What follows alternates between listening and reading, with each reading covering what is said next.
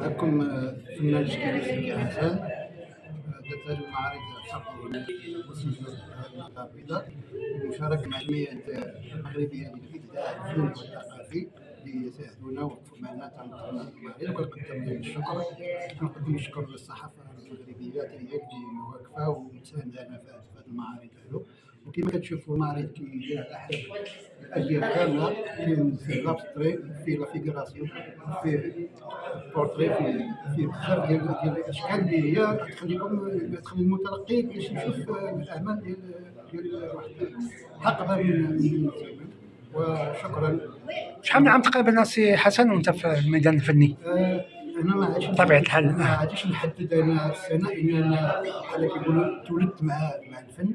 انا كانت عندي واحد 7 سنين ولا 8 سنين كنلقى راسي انا كنرسم، انه هو اللي كان الصديق ديالي، كان الاخ ديالي، وكان كلشي. وهاد السنوات كلها ما محددش، ما عرفتش وقتاش انا كما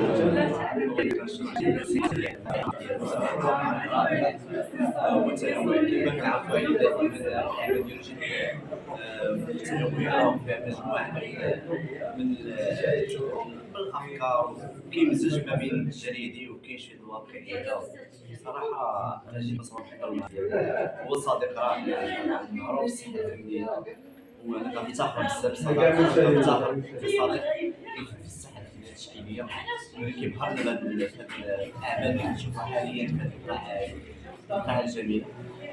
صراحه وكان حضور جيد، الناس محبين الفن التشكيلي في الساحه الفنيه، ومجموعه من الصحافه حتى هما كيساندوا الفنان وكيجتهدوا كيبينوا الفنان واحد الصوره جيده. وهذا دور الصحافه دور كبير في نشر الثقافه الفنيه ونشر الفن، حيت كيكون واحد الفنان ما باينش في الساحه الفنيه، وهذا دور الصحافه اللي كتقوم بهذا الدور هذا، اللي كتبين الاعمال ديالهم بواحد الكيفيه اللي هي جميله. صراحه انا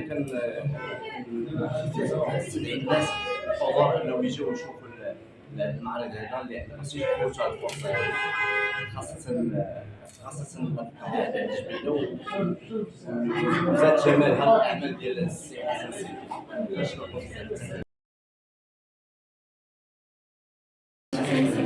أنا جيت سياسات أنا جيت فرحة معرفة الزوجين كان كيف ما قلت لا بحال الطفل اللي زاد معاه أنا في الصغار ديالي كيدير هاد المسؤوليات كيدير لاسبيراسيون ديالو كيقابلو حتى في بحال الخوت ديالنا كانت جا في الوقيته عرض فيها نقاش ديالو وعبر على كاع داكشي اللي داز فيه من صغرو حتى هو عبر على المعاناة ديالو وعبر على الفرحة ديالو وعبر على الألوان اللي كتعبر على النفسية ديالو في شاك طابلو دابا كتشوفو هنا عنده واحد المعنى خاص اللي كتعبر على النفسية ديالو. مساء الخير جميعا. اسمي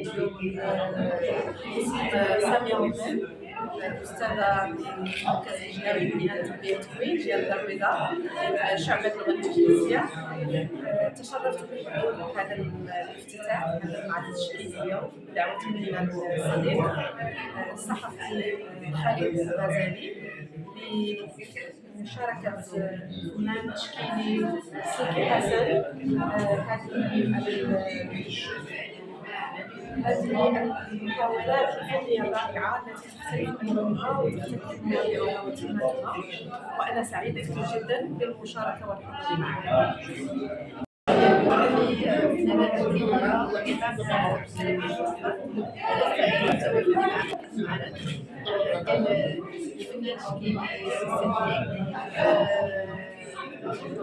ما شفتو المعرض غني بلوحات جميلة فيها ألوان تتعبر على الطبيعة وعلى أشياء جميلة جدا.